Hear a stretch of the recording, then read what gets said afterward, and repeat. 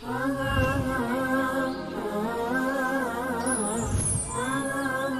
साहब का जो सालाना उर्स है वो कब होता है?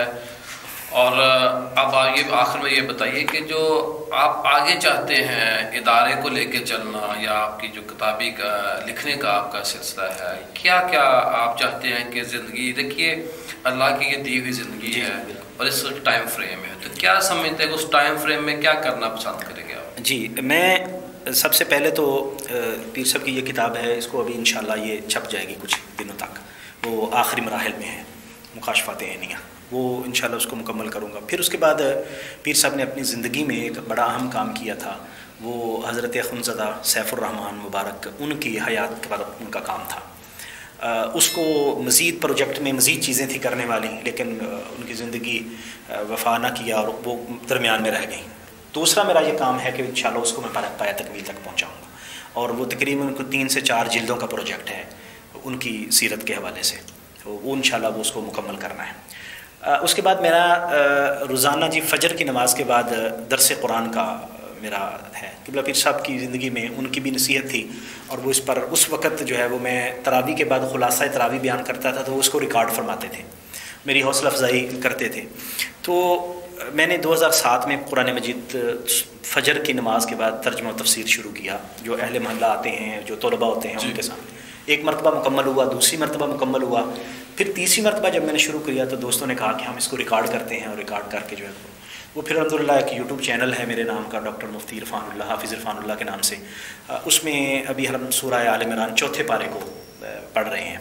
वो पूरी मुकम्मल सूरह फातिहा से लेकर वो सारी वीडियोज़ उस यूट्यूब पर अपलोड हैं माशाअल्लाह। वो उसकी तहरीर मैं साथ कर रहा हूँ, वो मेरे साथी हैं साथ, वो जो मैंने दर्स दिया होता है वो उसको सुनते हैं और उसको लिख लेते हैं। तो मेरा ये ख्याल है कि उसको तफसीर को मुकम्मल किया जाए। पीर साहब ने क्या कोई नसीहत की होगी आपको कि बेटा ये करना है, ये नहीं करना, इन लोगों के साथ गुर्बत बढ़ाएं, इनसे बचना है, क्या? जी, उन्होंने एक तो जो मुझे नसीहत फरमाई थी वो अपने आस्ताना आलिया के साथ, और जो उनके दीनी हल्का अहबाब के मुंसलिक लोग थे उनके साथ उन्होंने मुझे फरमाया था कि ये मेरा सरमाया है। तो मैं आपको कहूँगा कि आपने ज़िंदगी में कभी भी इनके साथ, असल में हदीस मुबारक एक मरतबा उन्होंने बयान की कि नबी करीम सल्लल्लाहु अलैहि वसल्लम ने इरशाद फरमाया था कि जो बाप के रिश्तेदार होते हैं उनके साथ उसने सलूक करना गोया कि बाप के साथ उसने सलूक करना है।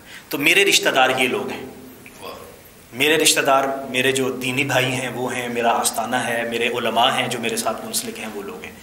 तो अल्हम्दुलिल्लाह मैंने कोशिश की है कि मैं इस सिस्टम को करूँ, किसी की खुशी गमी हो तो मैं अगर पीछे गांव में ना भी जाऊँ तो मैं इसको क़ज़ा नहीं करता। आस्ताना आलिया की हाज़िरी है उसको मैं क़ज़ा नहीं करता, वहाँ ज़रूर जाता हूँ। उलमाए कराम में से किसी जगह जाते हैं वहाँ पे? वहाँ जुमेरात को तो वहाँ हफ्तावार महफ़िल होती है, हज़रत मौलाना शेखुल हदीस मोहम्मद हमीद जान साहब आपकी सरपरस्ती में, आप वहाँ दरस भी देते हैं और महफ़िल ज़िक्र भी होती है। उसके अलावा महीने का पहला हफ़्ता, यानी परसों जो हफ़्ता आ रहा है अंग्रेज़ी महीने का पहला हफ़्ता, वो महाना महफ़िल होती है। तो वहाँ जुमेरात की और हफ्तावार जो महाना हफ्ता की महफिल। आखिर में ये बताइए कि पीर साहब कितने खुलफा थे जी, और आपने कितने लोगों को बैत किया अब तक, और आप कितने खुलफा आगे? जी, क़िबला पीर साहब के वही 10 के करीब हैं खुलफाए कराम, उनमें से 2 का इंतकाल भी हो गया, एक तो आपकी ज़िंदगी में इंतकाल कर गए थे और एक बाद में उनका इंतकाल हुआ। बाकी अल्हम्दुलिल्लाह मुंसलिक हैं और महफिल में बाकायदा आते हैं, और अल्हम्दुलिल्लाह मेरे साथ बड़ा मोहब्बत का उनका ताल्लुक़ है। मुझे पीर साहब ने अपनी ज़िंदगी में ही बैत का हुक्म फरमाया था। असल में मेरी जो बैत है वो बड़े हज़रत साहब के साथ, ख्वाजा पीर सैफ़ुर्रहमान साहब के साथ, वो भी पीर साहब के हुक्म से हुई थी। उन्होंने फरमाया कि ये आपका बेटा है तो फिर आपको मुझे बैत, मेरे साथ बैत करवा। कितनी एज थी आपकी उस वक़्त? मेरी एज तकरीबन होगी कोई 15-16 साल होगी, 16-17 साल होगी। तो उस वक़्त जो है वो ये तकरीबन 96-95 के राउंड अबाउट है, जब वहाँ पेशावर में ही उससे मतलब बैत हुई। तो आपने कितने लोगों को खिलाफत दी आगे? 2007 में मुझे खिलाफत बड़े हज़रत साहब से मिली थी, जब मैं फ़ारिग हो गया था दौरा हदीस करके, तो उस वक़्त हज़रत साहब की खिदमत में उन्होंने पेश किया और फरमाया कि ये फ़ारिग हो गए। तो मेरे दूसरे जो हमारे सिलसिला सैफिया के जो असबाक हैं वो बाकायदा तरतीब के साथ सिखाए जाते हैं, उसमें नक्शबंदिया, चिश्तिया, कादरिया, सोहरवर्दिया के बाकायदा असबाक पढ़ाए जाते हैं, वो मुकम्मल हो चुके थे। तो फिर आपने मुझे संदे खिलाफत अता फरमाई, लेकिन मैं बैत नहीं करता था। تقریباً 2013-14 میں مجھے انہوں نے حکم فرمایا کہ بیعت کرو، تو وہ پھر خود بیعت نہیں کرتے تھے کہ مفتی پیر عابد حسین سیفی صاحب، بلکہ جو بھی آتا تو مجھے فرماتے کہ آپ ان سے بیعت ہو جائیں. تو وہ پھر اس طرح ان کی زندگی میں سلسلہ شروع ہوا. ہمارے ہاں جو خلافت کا سلسلہ ہے وہ یہ ہے کہ ہم ایک شخص کو تیار کرتے ہیں، جو بھی مرید ہوتا ہے اس کو تیار کر کے بڑے آستانے پیش کر دیتے ہیں، تو وہ وہاں سے پھر اس کا وہ چیک کرتے ہیں، ٹیسٹ کرتے ہیں جو بھی. نہیں، اس میں بات کرنا چاہ رہا ہوں، یہ سیفی سلسلہ ہے. جی جی. بنیادی طور پہ تو یہ ایک نقش بندی سلسلہ ہے. اس میں قادری بھی آگے چاروں سلاسل میں، یعنی اس طرح ہوتا ہے کہ جب بھی کوئی شخص بیعت ہوتا ہے سلسلہ سیفیہ میں تو اس کا آغاز تربیت سلسلہ نقش بندیہ سے شروع ہوتی ہے. ترجیح سلسلہ نقش بندیہ، پھر اس کے بعد چشتیہ، پھر قادریہ، پھر سہروردیہ، یعنی خلافت مطلق جس کو ملتی ہے اور اگر بیعت کرنے کی جس کو اجازت ملتی ہے وہ ان چاروں سلاسل کی تکمیل کر لیتا ہے اور اجازت حاصل کر لیتا ہے، پھر اس کو اجازت آگے ملتی ہے چاروں سلاسل میں. تو ہم بھی اس طرح ہوتا ہے کہ جس کو تیار کرتے ہیں، تیار کر کے وہاں پر خلافت وہاں سے ملتی ہے. پورے سلسلہ سیفیہ کے اندر کوئی بھی جو خلیفہ صاحب ہیں وہ از خود سے خلافت نہیں دیتے. خلافت بڑے آستانہ سے، مرکزی آستانہ عالیہ فقیر آباد شریف سے. میرے پاس تو کئی مثالیں ہیں ایسے کہ خود ہی پیر صاحب دے دیتے ہیں. نہیں، وہ ویسے کہلاتے یہ ہیں کہ یہ ان کے خلیفہ ہیں یا ان کے مرید ہیں. مثلا ہمارے مختلف جگہوں پر جو مختلف خلفاء کام کر رہے ہیں ان کے جو آگے مرید ہیں وہ کہلاتے ہیں. جو خلیفہ اپنے باقاعدہ سند ملے گی خلافت کی، وہ وہاں سے تیار کرے گا. ہاں جی. پھر وہ مرکز میں پیش کرتا ہے اور وہاں سے خلافت ملتی ہے. خلافت جو ہے وہ مرکزی آستان، کنٹرول سسٹم. جی جی جی جی. تو مطلب کوئی بھی ابھی تک پورے پاکستان میں یا پوری دنیا میں جہاں جہاں سلسلہ سیفیہ کے منسلک، اگر عام بندے کو آپ یہ جو اسباق ہیں چاروں سلاسل کے، اس کو آپ سمجھانا چاہیں عام آدمی کو کہ سلسلہ نقش بندیہ، چشتیہ، سہروردیہ اور قادریہ، تو اس کو جو سیفی سسٹم کے اندر آپ اڈاپٹ کرتے ہیں لوگوں کے لیے ضروری ہوتا ہے، کس طرح آپ کیا کیا سٹیپ آتے ہیں اور کتنا عرصہ لگتا ہے اس کے اوپر؟ جی، اصل میں عرصے کا تعلق جو ہے وہ آدمی کی استعداد کے ساتھ ہے. وہ یہ کوئی اس طرح باقاعدہ کورس نہیں ہے کہ اس میں ہم 3 مہینے 10 مہینے 5 مہینے یا اس طرح لگائیں گے. بعض اوقات ہم نے ایسے بھی دیکھے حضرت صاحب کی خدمت میں ایک شخص آیا ہے اور آپ نے اس کو فوراً جو ہے نا وہ مکمل فرما دیا ہے اور اس کو خلافت مل گئی. اور ایسے بھی لوگ دیکھے ہیں جو 5-5 7 8 سال 10 سال تک بھی مطلب چلتے ہیں. سب سے پہلے سلسلہ نقش بندیہ کے باقاعدہ اسباق جو ہمارا یعنی سیٹ اپ ہے، اس میں ہم کہتے ہیں عالم امر ہے، عالم خلق ہے. عالم امر کے پھر لطائف ہیں، لطیفہ قلب، روح، سر، خفی، اخفا، نفسی، قالبی. ان میں باقاعدہ پھر ذکر کی تلقین کی جاتی ہے اور پھر وہ جو شیخ ہوتا ہے وہ ان کو توجہ کرتا ہے، یعنی اپنی توجہ سے جو فیض انہوں نے اپنے شیخ سے حاصل کیا ہوتا ہے وہ آگے اس کو دیتا ہے. وہ پھر اس کی اپنی استعداد ہے، بعض اوقات جلدی تکمیل ہو جاتی ہے، بعض اوقات تھوڑا سا ٹائم لگ جاتا ہے. تو وہ پھر جب وہ مکمل ہوتا ہے تو پھر اس کو سلسلہ نقش بندیہ کے اندر مقید خلافت. اچھا، سلسلہ نقش بندیہ کا آخری سبق ہمارا نفی اثبات کا ہے. اس کے بعد پھر مراقبات ہیں. پھر وہ شیخ سے اس کو تلقین کرتا ہے کہ آپ نے یہ مراقبے کرنے ہیں. وہ پھر مراقبات کا ایک پورا آپ سمجھیں کہ ایک پروجیکٹ ہے، اس سے گزر کر تو پھر اس کی نقش بندیہ کا سلسلہ مکمل ہوتا ہے.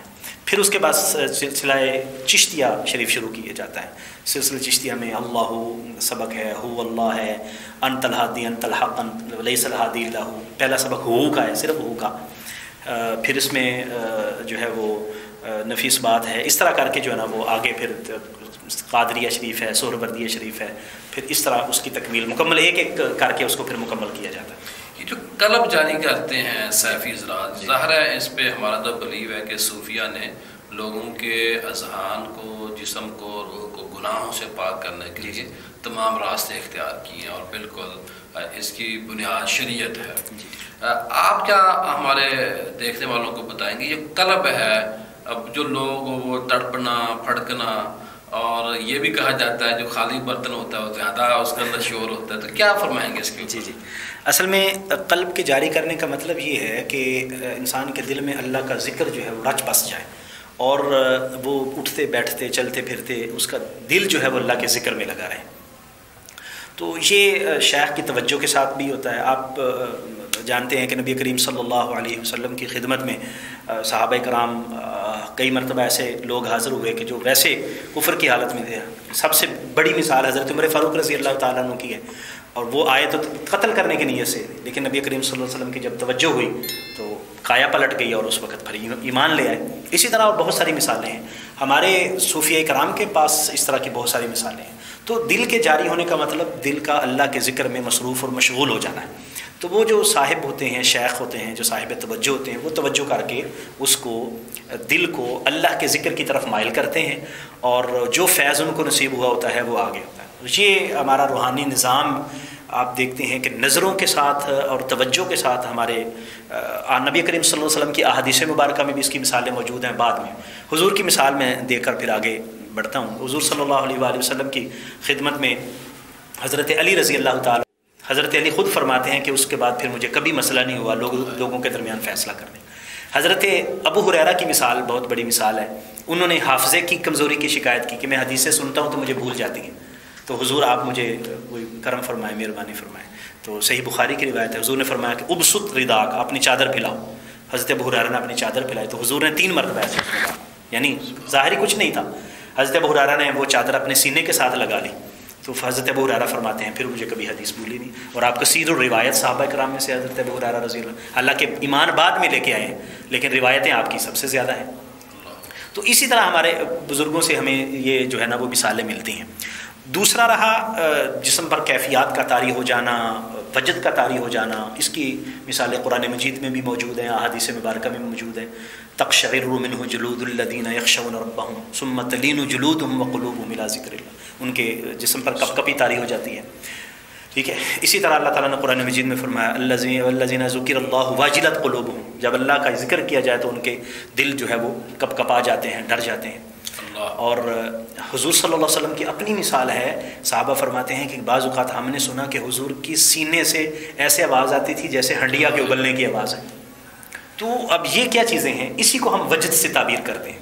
हमारे मशाइख मुख्तलिफ सिमा की हालत में मुख्तलिफ लोगों पर वजद का तारीफ़ वही आई और आपका सर मुबारक करीम आका का पट पे था जी जी सर, तो कहा कि ऐसे हुआ जैसे मेरे जिस्म के ऊपर बिजली गिर रही थी, कटा जा रहा। ऊँट पर बैठे होते थे, हाँ हुजूर ऊँट पर बैठे होते तो ऊँट बैठ जाता था नीचे। इतना मजबूत सख्त सर्दी में हुजूर को पसीना आ जाया करता था जब वही नाज़िल होती थी। तो ये सारी विजदानी कैफियत हैं और ये फैज़ उधर से फिर आगे इस तरह चलता रहा।